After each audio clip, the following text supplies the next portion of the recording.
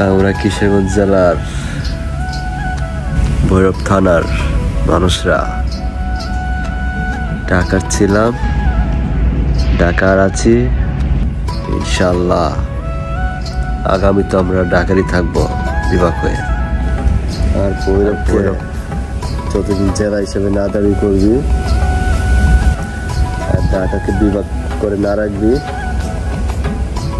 ততদিন বাজান Bhairab bus stand, Bhairab rail station আর লঞ্চঘাট অতদিনের আর এইদিকে আসো না, সব থাকবো অবরোধ হয়ে, বুঝলা?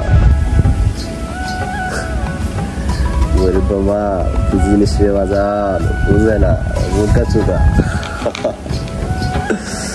একটা তো ভালো করে মাথায় ভালো করে গিটটা রাখ। ভৈরব এক একটা আগুন না, এক একটা হইল গিয়া